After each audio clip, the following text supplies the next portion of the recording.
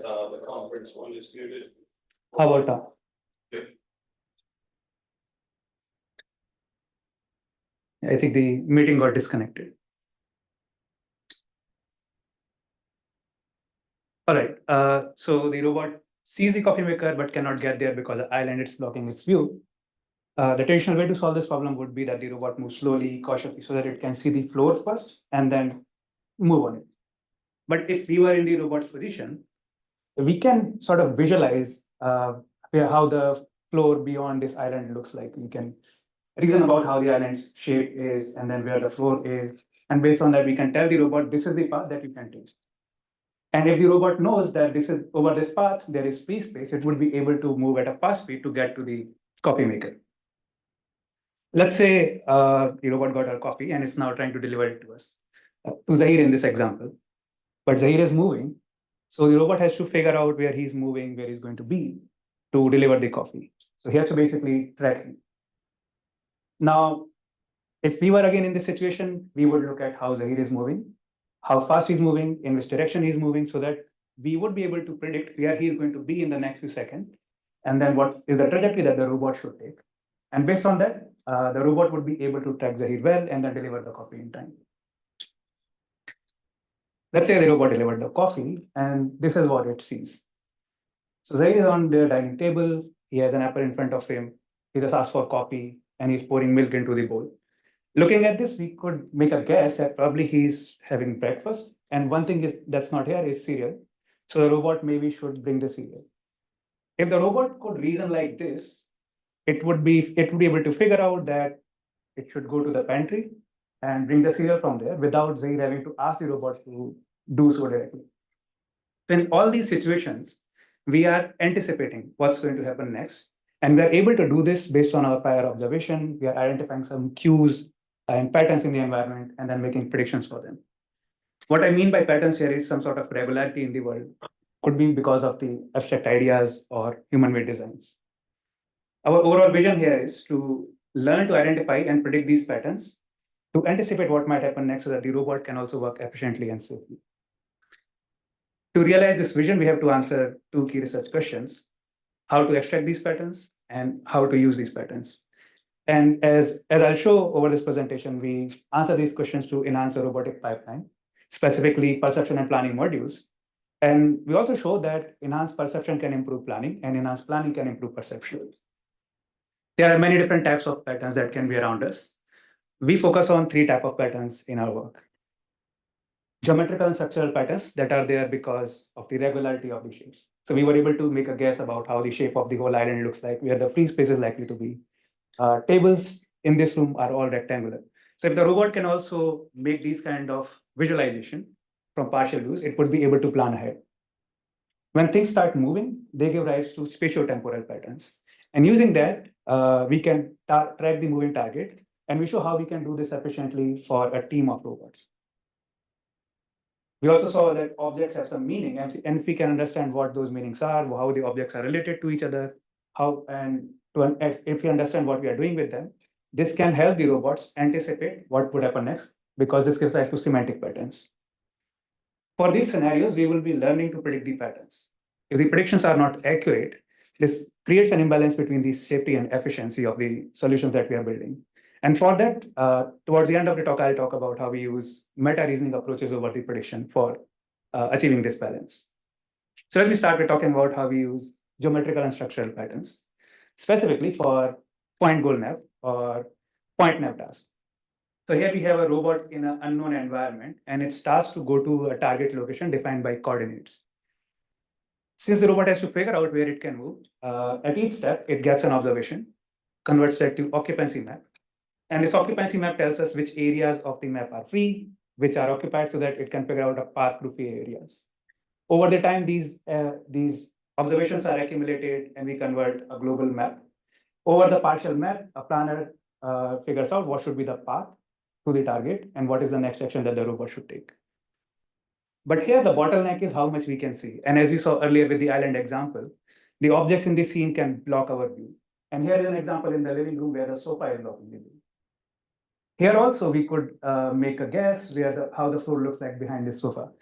Another example would be if I ask you where the corner of the room is behind the sofa, you can make an accurate guess. You can visualize that in your head. And the way to visualize that would be you would be connecting these lines and then figure out where they intersect. Because now you're using the regularity idea here that all walls are generally rectilinear, so the straight line should continue. So we want to use these kind of patterns to predict the occupancy map in the surroundings of the robot, given only partial occupancy map. And prior works have shown that this idea of occupancy map prediction helps with high-speed navigation and exploration. And they typically use neural networks, which we will also use. But the data collection process for them could be tedious. So here for data collection, you have to map the whole environment. And we also find some of these models try to predict the occupancy all around the robot, which can lead to memorization overfitting. For example, if I was in neural network, this is what I see right now. I don't see the corners of the room here. And I'm being asked to predict where the wall behind me is. The only way to achieve good accuracy for me would be if I memorize where exactly the wall is. Some other works propose some self-supervised approaches to deal with these kind of problems where you have two cameras on the robot. So the neural network takes the occupancy map from the lower camera and it tries to predict how the occupancy from the two cameras should look like. So you limit the area to be predicted. But again, for the data collection, you would need an extra camera. And we find that these predictions from these networks were not precise. So to address these challenges, what we say is let's just focus on the proximity of the robot for prediction. What I mean by proximity is forward direction, slightly towards left, slightly towards right, which are the direction where the robot is likely to move next. So we use a neural network to predict, given the current occupancy, how the occupancy in our surroundings look like.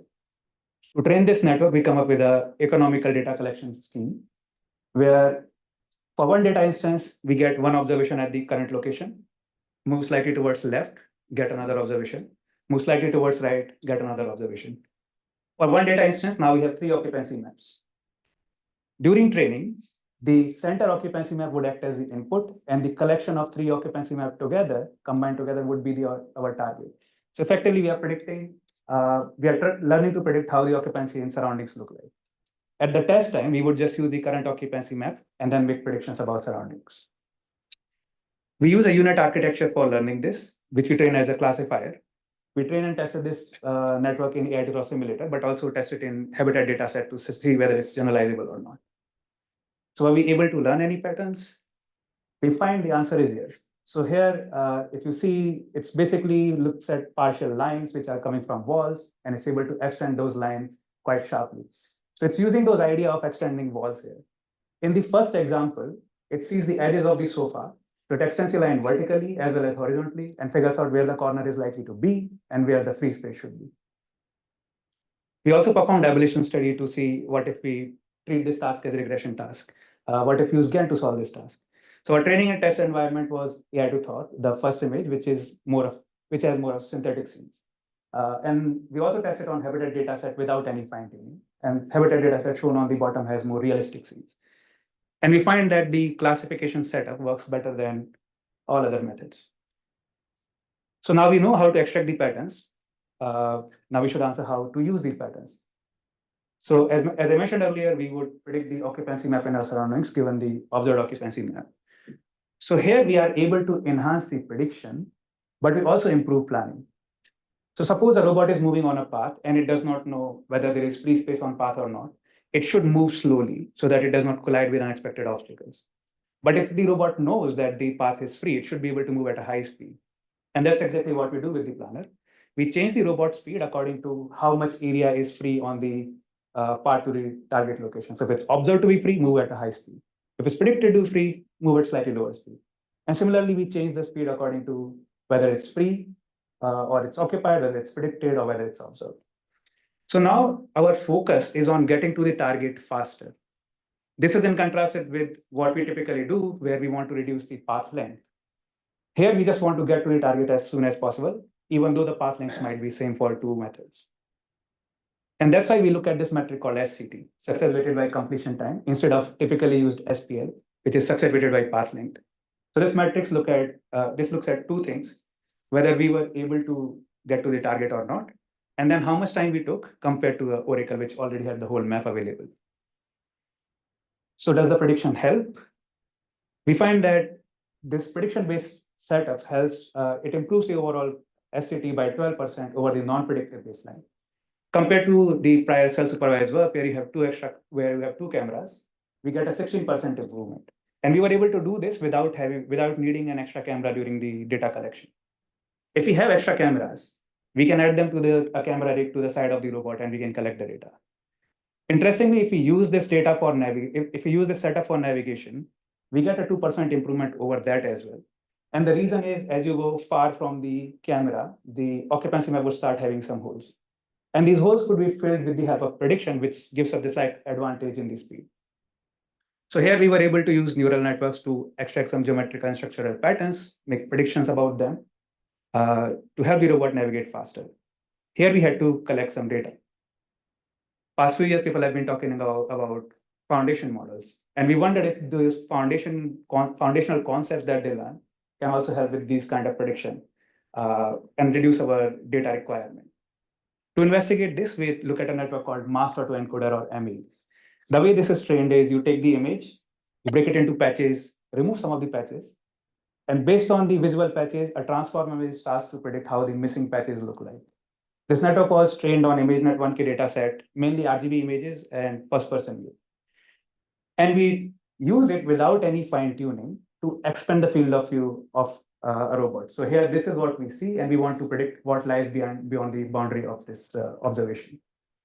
And we look at top-down images, which is a different domain. And apart from RGB, we also look at semantic segmentation maps, binary maps, without, again, any fine-tuning. We also studied what happens if we increase the area to be predicted. To summarize everything we found, the abstract representations are easier to predict.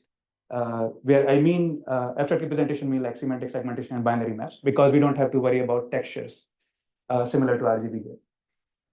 And the predictions are more accurate in the proximity of the direct observations. Interestingly, we were already using these ideas in ProxMap, the proximal occupancy map prediction work, where we use the abstract representations in form of occupancy map, and we are focusing in predictions in the proximity of the robot. We also look at a scenario where the planner takes a more active role. Here, we want to reconstruct a semantic map of an indoor environment. So there are multiple robots here which are moving around. They combine their observations over time, and we make predictions about the rest of the map. We want to predict the map accurately as soon as possible. And to make sure that we get good observation, we extract uncertainty from these predictions by adding some perturbation, random perturbation to input, doing multiple rounds of inference, and then extracting the variance as the uncertainty. Now the planner is assigning the robots to the areas of high uncertainty and moving the robots there. So it's basically doing the next best view planning. So using this, we want to build a whole map or predict the whole map as soon as possible. And we were able to get up to 90%, 95% accuracy with only 60% coverage in this active setup, whereas a non-predictive setup would have required 80% coverage. How do you compute this prediction accuracy? How do you know it's 95%? So we have a ground truth already available So to. you have a ground. Yeah. So this is all Proctor environment where we are calculating this. So this basically what it shows is even with few, there is enough regularity in our environment that even with few observations, we can accurately predict how the rest of the environment looks like. So far, we have looked at 2D maps only, and one would wonder whether this can be done for 3D representations as well. So we try to do a map reconstruction for 3D point clouds. And here, for example, we are trying to reconstruct a 3D point cloud of a chair. So the task for the robot is build the 3D point cloud as soon as possible. So it has to solve the next best view planning problem again. Where should the robot go next to get to see the parts of chair that it has not seen yet? But how would the robot know which part it has not seen yet? And here, if we were solving this problem, we can sort of visualize how this whole chair looks like, similar to what we are doing with the island as well. And we use the same idea here. We do shape completion, which gives us an estimate that given partial point cloud, this is probably how the whole chair might look like. And now that we have an estimate, the next best view planning can tell the robot where to go so that you can see the so that you can see maximum number of new points that you have not seen yet. This method, we call it PRED-NBV, or prediction-based next best view planner. So at the heart of this lies the shape completion. And here there already exists network for doing shape completion. So this is a network called Pointer, which takes incomplete point cloud. Using a transformer and some other networks flowing together, it tries to predict how the missing point cloud looks like. The problem is it doesn't work in the wild because during training it has an implicit knowledge of the object center, and that's not realistic because you only see the part of object, so you don't know where the object center is. And to relieve this assumption, what we do is we perturb the input point cloud with increasing difficulty in the increasing magnitude of random translation and rotation to the input point cloud. So basically, this is the curriculum learning framework that we are using here for fine-tuning this network. Additionally, we use multiple robots to solve this task. And here we do this in a decentralized manner, which means each robot would run the same algorithm. If the robots can talk to each other, they would share information. And the reason is if we combine more observation, we get a better estimate of the shape. So each robot observes the point cloud from its view, combines the observation, and then predicts the point cloud. Maybe simulation it is, but in practice, like, it's pretty hard to synchronize the point cloud at this time and then kind of figure out whether it going sequentially in time. Right. Not easy to do that. Right. I think, and that's where we may need to do I think would be one error in, for example, localization. So there we may need to do alignment of the point clouds first. That may still be possible. That do alignment, make predictions, and then reverse that alignment. So you still have an idea how the rest of the point. Yeah, yeah. Yeah, that would be a challenge. There would be another thing then. So the robot, we also allow them to coordinate here. So they would combine their observation and then they will talk to each other to figure out like how to divide and conquer this problem, how to see points without overlapping with each other. So here we use the sequential greedy assignment algorithm. With the help of this, we are able to do the coordination. So combining those two things together, first we are able to abstract these patterns and then predict the missing point cloud better than pointer when the object center is not known. And then we take the ShapeNet models, put them in ASM, and we take some large models here. These are example of 5 objects that we studied. There were 20 such objects, and we want to reconstruct them again as soon as possible. And we saw that compared to a non-predictive baseline, which would basically use frontier-based approach, we get a 19% improvement over finishing this task. So here we are getting the advantage from prediction, but coordination is also important. If we take our prediction-based approach, put it on each robot, but not let them coordinate with each other, we find that we get 17% improvement in the overall reconstruction quality compared to the scenario where the robots do not coordinate at all. So the coordination also plays an important role here. Time before, how does that, in addition to the efficiency, in terms of does it give you shorter completion time if you have multiple robots? Oh yeah. So because now if they can figure out that one robot is taking care of one side of the object, another robot can take care of another side of the object. That's faster compared to scenario where both the robots decide to go to the same location because they were not talking to each other. No, I mean there's a single robot is there, right? And it's trying to solve this problem. There are multiple robots that are trying to solve this problem. The multiple robots come with some additional computation loads that maybe take more time, but maybe they do it faster. So if I look at the total time required to do this task for a single robot or multiple robot, so that assessment is not made here. I see so if there are multiple robots talking to each other, that would be a problem. But then you do it faster. So there's like some gain and some loss. Right, because it's also decentralized. So some robot, like not all of them talking to each other, some of them are talking to each other. Some increase in time because of their communication, but then overall because they are able to distribute the task, it might lead to better time performance. So to summarize what we saw so far, there are enough geometrical structural patterns around us. We can use neural networks, which can help us visualize what we don't see so that we can plan ahead and better do the task of point goal nav and next best view planning. So far, we were looking at patterns where they were coming from static environments. We might be interested in targets that are moving, and this gives rise to spatiotemporal patterns. And here, as we saw earlier, coordination also becomes important, and we want to coordinate between the robots. And we wanted to see whether these patterns can also help with the coordination here. So we study the task of multi-robot, multi-target tracking, where the targets are moving. And this is a decentralized task where all the robots may not talk to each other because of the limited communication range. But even if they could talk to each other, a centralized solution would not scale well. It would, as we increase the number of robots, it will take longer time. The typical way to solve this problem is in the decentralized manner that each robot looks at its surroundings, figures out how the targets are moving and where they are going to be in the future. Coordinate with other robots so that you can take action that result in maximum number of targets being tracked with minimum overlap. The way we improve this pipeline is we build a differentiable planner first, which learns to coordinate.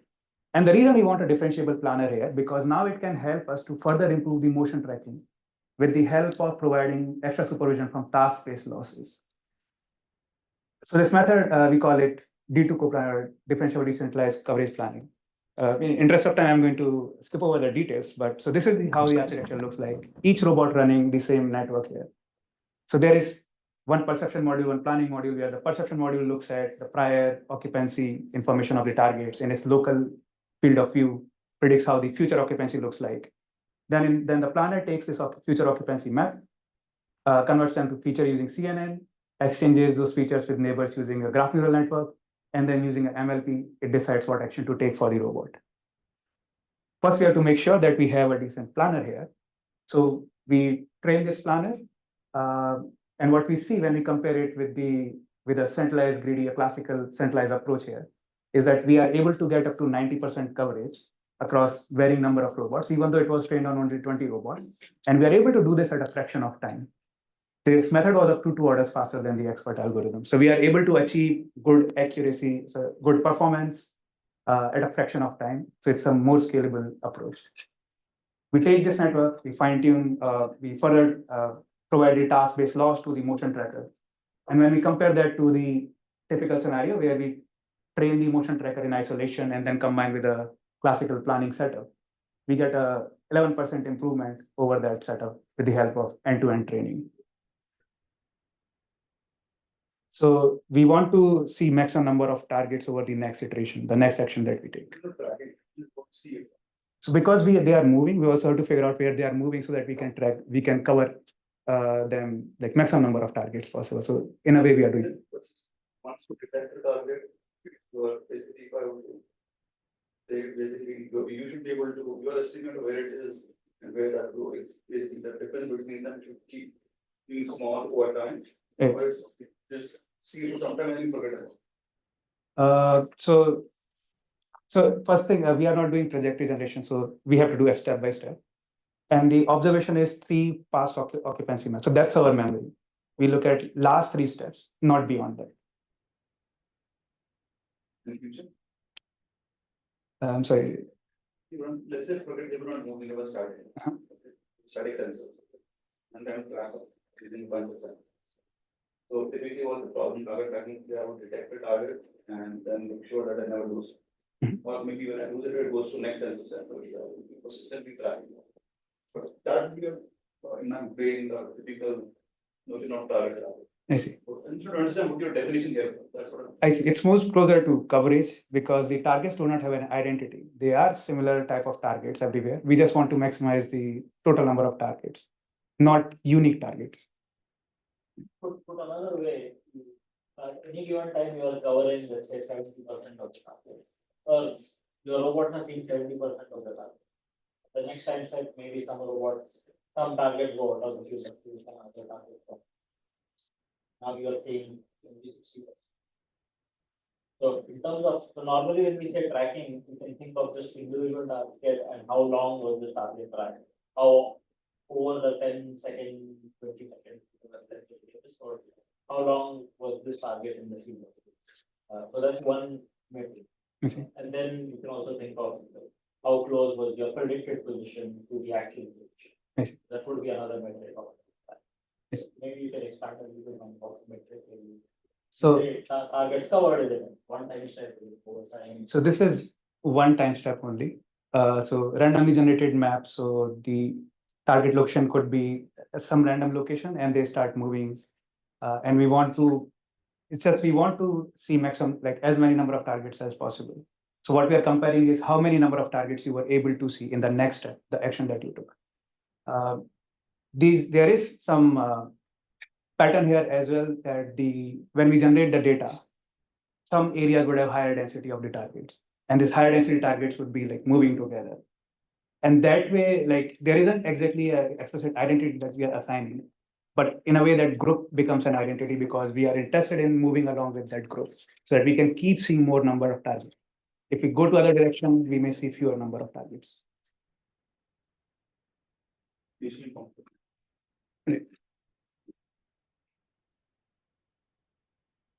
And so we found that with the help of these patterns, we can solve the multi-robot, multi-target tracking tasks more efficiently. We can learn scalable coordination, and we found that end-to-end learning with the help of the differentiable planner improves the overall performance. In the last two type of patterns, we were looking at more abstract ideas, shape of objects, motion. But when we saw the breakfast example, we were trying to understand the objects, their relationship with other objects in the surroundings, and what we were doing with them, which gives rise to semantic patterns. And this can help us anticipate what a person might need next. So here we consider this setup. A person is doing some task, and we have an environment camera. Here we are using an overhead camera, but we can find environment camera in our surroundings as well. People at Zoom are looking at me through one environment camera. If you go out, there are monitoring cameras in the hallways. Warehouses have these kind of cameras. Even in our houses nowadays, we have smart home cameras like Google Home or Meta Portal. So they can also have this kind of task. The idea is you look at what activity is going on to extract the semantic patterns, to understand them and to predict what a person might need. We use a VLM, which is vision language model, similar to large language models. So here we use GPT-4, which is the API version of ChatGPT. Based on this, the VLM agent tells the robot where you should go and what you should bring, so you can have the human here. So this is the system, overall system architecture we designed for this task. You get some observation in form of images, using which you can either convert them to captions to use LLM, or you can just use the images to recognize some activity. Now, using these observations, the VLM should tell us what actions the robot should execute so that it can bring the required target object. But the robot should not be sent to the rooms that are not even there. So we provide this grounding in form of environment description. And we also want to make sure that it generates action that the robot can execute, for which we provide robot description. Taking all these things together as context, then the robot tells us what sequence of actions to take for the robot. A prior work has looked at something similar, where they given the observation in text form, they try to anticipate which objects a person may interact with next, which room they might be in, but then sends the robot to different room. Their target is that you want to avoid the human, you don't want to interfere with them. Our target is we want to actively help the human. And they study this problem in simulation. We try it out in real world as well. Here, so this is basically a typical house setup. We built this in our lab using curtains as the walls. We designated the partitions as some rooms, and these are the typical observations from these rooms. We have the overhead camera here on the kitchen over this counter, where it observes things, uses VLM to tell this robot on the left side to bring an object to us. And this is how the whole thing looks like in action. We get the observation from our overhead camera as a sequence of images, which then go to the VLM. And we tell the VLM what rooms are there, what actions the robot can take, and it should give us a plan. For this example, the VLM believes that we might be making a beverage. And it doesn't see a spoon around. So it says probably we need a spoon, which is likely to be in pantry. So the robot should go to pantry and bring the spoon. And then we execute it on the robot. So the first task that the robot should do is go to the pantry. Here for each room, we designated a specific coordinate location for each room. So this is basically solving the point nav task. The robot is supposed to go to a location defined in terms of coordinate, but we have a map here. So the robot goes to that location, and it should find the object there. In this scenario, it stops directly in front of the shelf. But to show this demonstration, we move the robot slightly towards left. Now we need to do object nav, or finding the object. So the robot rotates and it tries to detect where the target object is. And once it detects it, it starts moving towards the object, get closer to it. Here for detection, we are using YOLO word, which allows us to do open set detection. And the model is a bit large, that's why you see some lag in the detection result, but it does the job. The next task should be to pick the target object. Unfortunately, we don't have that capability right now. Our collaborator Amisha is working on a lightweight, low-cost manipulator called Jello that can be added over the Turtlebot. For now, we just pick the spoon, put it on the Turtlebot, and the next task is bring it to kitchen. So again, the robot would do point goal navigation. It already knows where the kitchen location is, and it moves there. So overall in this task, the VLM was able to figure out what object we might need next based on the observation without us having to tell it that we may need a spoon. We looked at some other scenarios as well, where even though I'm in a kitchen, I'm working on a plant. So I may need a gardening tool, which should be in the garden. If I was making breakfast here and then start moving, maybe I'm going to the dining room. So the robot is tasked to bring the cereal directly to the dining room. There can be some vagueness as well. I was working on a drone. So it believes I might need some component next, likely to be in garage or workshop, but it doesn't know what component. And that's where future functionalities can be added so that the robot interacts with the human to ask exactly what object might be needed here. So here we had the help because we already have the map available to us. If the map is not available, we have to do object map through and through. And in these scenarios, over at VLM agent basically gets a larger view of the environment. But a typical way to solve this problem is you add the VLM to the ground agent as well so that it can better understand the surrounding. They also have to figure out localization. So the ground agent would be able to tell what it sees around it so that the overhead agent would know where the robot might be. So we add a VLM agent here, but we allow them to semantically communicate, basically both VLMs talking to each other in natural language. And then using the communication, they should figure out where the target object is. So typical way of solving this problem, you perform object map without any communication. The ground agent looks at its environment, but it should find where the target is. Here we could have come across similar problem that we saw earlier, the objects blocking the view. In this case, even the walls might be blocking your view, so you may not know where the target object is. With the help of the overhead agent, and we define this task as assisted object map, the agent would communicate. So they will look at their respective images, and they can ask each other questions. Where are you right now? What do you see around you? We change this variable CLN here, which is the number of rounds of communication, to see how this affects the overall performance. The robot is not allowed to move till the next phase. So we first generate a dialog summary, give it to the overhead agent, and that overhead agent tells us what action to take. Here we also study two variations. One is where the robot always follows whatever action the overhead agent is giving it. So that's a cooperative action. In other setup, we allow the ground agent to first decide whether it wants to follow that action or not, whether it trusts it or not. If the ground agent decides not to follow that recommendation, it will behave as if it's doing the object map without communication. Again, I'm skipping over the details in the interest of time, but this is what we found. So with the help of communication, we are able to get up to 10% improvement over the success in finding the object, as well as we reduce the path length to reach there. So the performance improves as the length of communication improves, but that same performance is not observed for the cooperative action where we always follow the overhead agent's recommendation. And we found this happens because of challenges like poor localization, where the overhead agent still cannot figure out where the ground agent is. But then there were some interesting cases.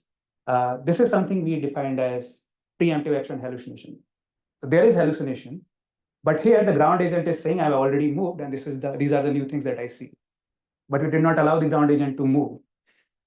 So these kind of situations then make things more difficult because now the robot may not localize well, as well as the plan may not be correct because we don't know the exact location. We also tried this whole setup in a real world scenario as well, where we were able to change the environment a little bit so that it works better. For example, we added this orange box on top so that the robot can localize better. We instructed them to understand the environment first and so on. So summary is basically eventually it was able to find the target, even though this environment is more unstructured. So it's not like there is a kitchen here where you can find a certain target object. So overall, we were able to use VLMs and LLMs to extract and predict the semantic patterns to do some anticipatory object nav, assisted object nav. But we also saw there can be some embodiment specific hallucination, some problems with the prediction that might happen. And the problems may occur with other pattern predictions as well. As George Box said, all models are wrong, some are useful. We were able to predict the patterns and find use for them. But what if they are incorrect? What if they are wrong? So in those situations, we may not get the efficiency we wanted or the safety we wanted. So for that, we come up with some meta reasoning approaches over prediction. We define some explicit and implicit measures for risk-aware planning. So let me talk about the explicit measures first. So this was a work that I did during my summer internship at Bell Labs. They have developed a RL-based, reinforcement learning-based planner. It's a local planner that is designed to avoid unexpected obstacles on path. So compared to a classical planner, which is DWA here, because we are modeling the motion for the robot, it's able to move on a smooth trajectory. The RL planner is too cautious, so it results in an inefficient trajectory. But because it was designed for safety reasons, when there is an unexpected obstacle, it can avoid them well. The classical planner may not respond well in time, so it may collide with these obstacles. Right. So looking at these scenarios, we are explicitly able to see in which situation one planner works better than the other. So in which one is safer, which one is more efficient. So we can explicitly define that we should switch between the planners based on conditions. And this idea of switching has been explored by other works as well, but they use neural networks to learn and then predict when to switch. What we propose is let's just, because we already know when to switch, let's just explicitly define those heuristics. And this is how a heuristic looks like.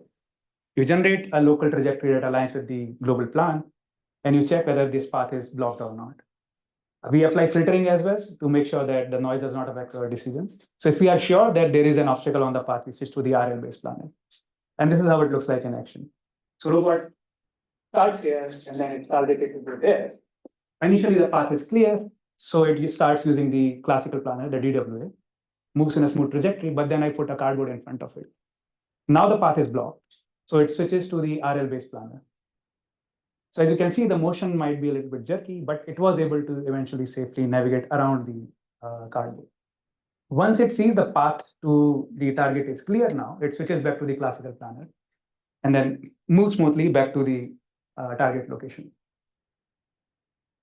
We studied this setup across different scenarios where you have moving obstacle or just an obstacle that just stands in front of the robot, or maybe just a complex trajectory.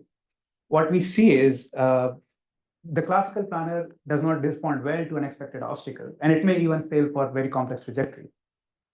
Whereas the RL-based planner, always safe, but then it takes a long time to reach the target.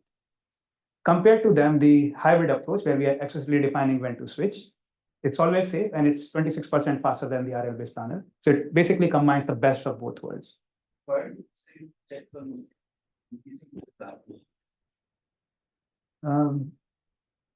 So again, so we have to, I guess, figure out when to. I'm sorry, I'm trying to understand how. DWA and RL, yeah. Other stuff as well. Yes, I was curious, like, why? Oh. So these are the two planners basically that were available at hand. I see. I see. So here, basically, the focus was more on the local planning. So yeah.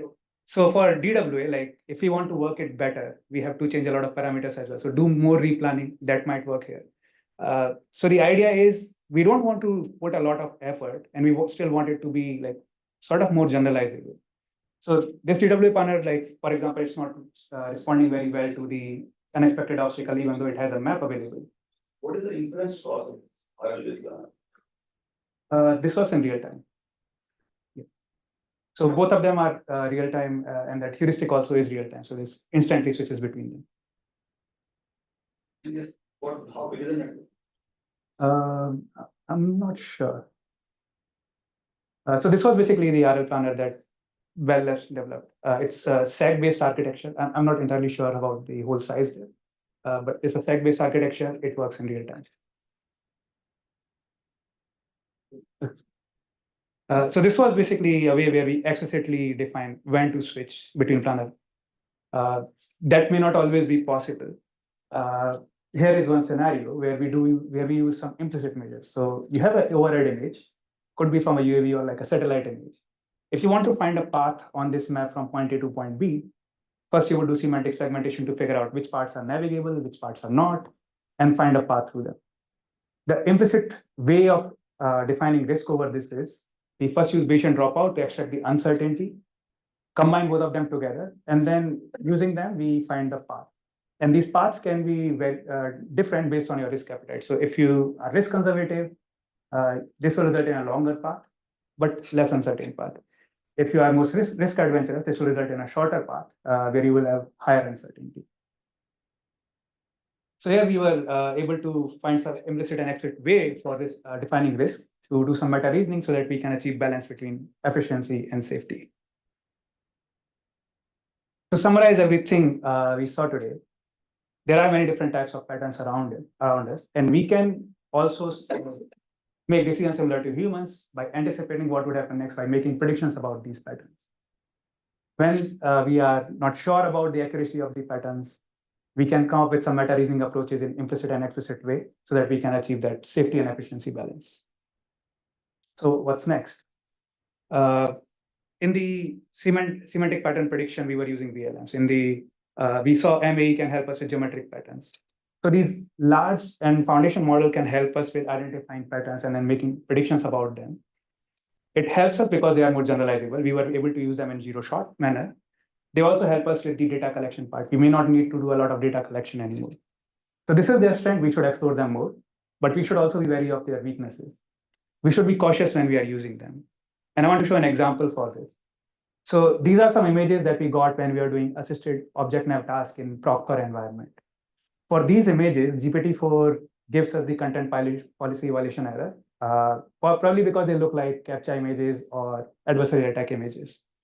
But they're just images of walls. And it's not unexpected that a robot moving in the environment, if it just takes a wrong turn, this is what it would see. And then this would fail. So we need to be cautious. When we use this model, we should be able to identify some of the risk and come up with approaches that make sure that when we are using these large models, they do not result in catastrophic failures. So these are the papers that cover the work that I have presented today in this presentation. The work was made possible with the financial as well as hardware support from many organizations. I want to thank them all. And this work won't be possible without help of support of many individuals. I want to name some of them. Dr. Tolkar, my advisor, thank you for your guidance and support over the years. And thank you for giving me this opportunity.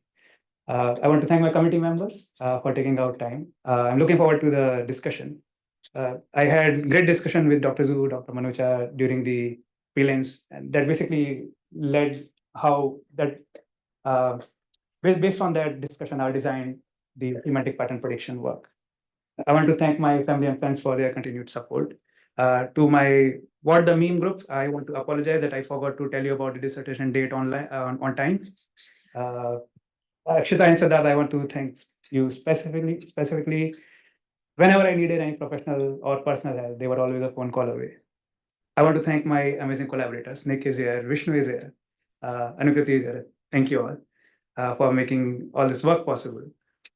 And I want to thank people from my friends and colleagues from RASLab. Some of them are here, some of them are not. Thank you for making this whole journey very enjoyable and fun. With that, let me close the curtain on the presentation and open floor to questions.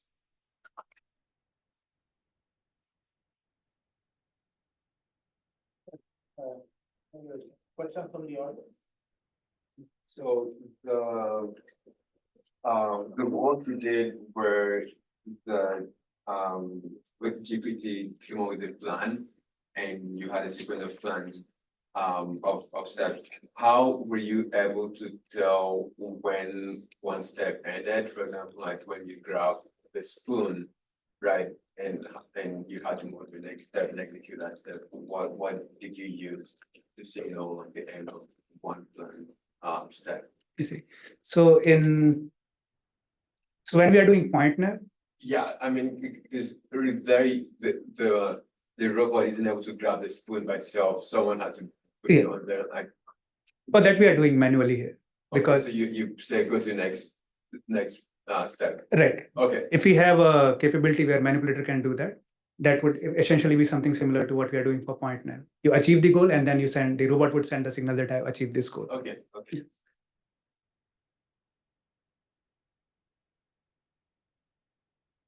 The questions, even from audience members online, if you have questions, feel free to unmute and ask.